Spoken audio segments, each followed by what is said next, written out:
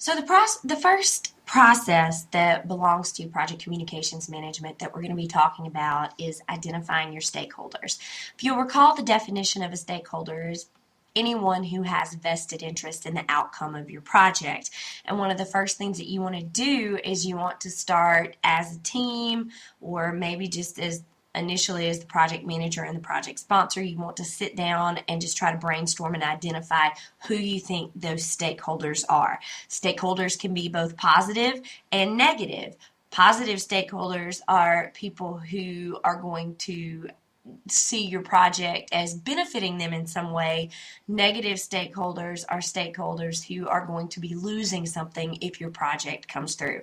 I like to use the local example of, if you remember in the news in the past year or so, there was a group that wanted to build a religiously themed amusement park out in the Blackman community right outside of Murfreesboro.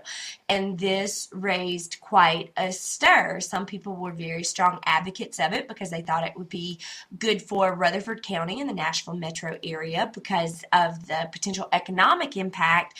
But the people who lived in the community, some weren't pleased at all because they didn't like what it meant for them, the fact that there was going to be a lot of increased traffic and congestion, and that when they decided to move to Blackman, they didn't do it so that there would be an amusement park in their backyard.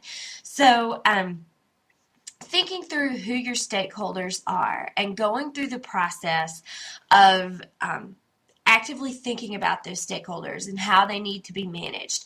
Once you've identified who your stakeholders are, then you need to perform stakeholder analysis, which involves figuring out, okay, once you've got your stakeholders identified, come up with some way of classifying them. One way to think about classifying them is using some sort of power or interest grid. You can say, okay, well, we've got this stakeholder, our project sponsor. What is the ability of our project sponsor to, how much power do they have over the project? Do they have high power? Do they have low power? In the project sponsor example, a project sponsor has a high degree of power over the outcome of your project. At the same time, what level of interest do they have? Do they have a high degree of interest in seeing the project be successful, or do they have a low degree of interest? Again, with a project sponsor, there's going to be a high degree of interest there because they have a lot of political capital involved in the project. So for people like project sponsors who have a lot of power to influence the outcome, the resources that are dedicated to the project, and also have a high degree of interest in seeing the project conclude successfully, then those are people that you're going to want to manage very carefully and keep them happy because they have a lot of influence.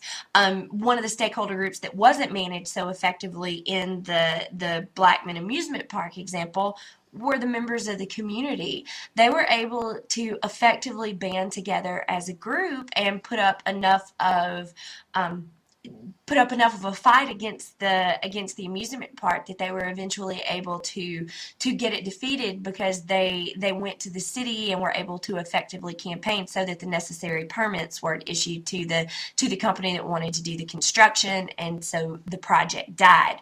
That's a really great example of the influence that stakeholders can have, and stakeholder identification is about figuring out who your stakeholders are, figuring out what power they have to influence your project. And then the last piece of that is, once you've identified them and you have some sense of their power and their influence, then focusing specifically on the really high power, high influence people, coming up with effective strategies to keep them happy so that you can see your project through to a successful completion.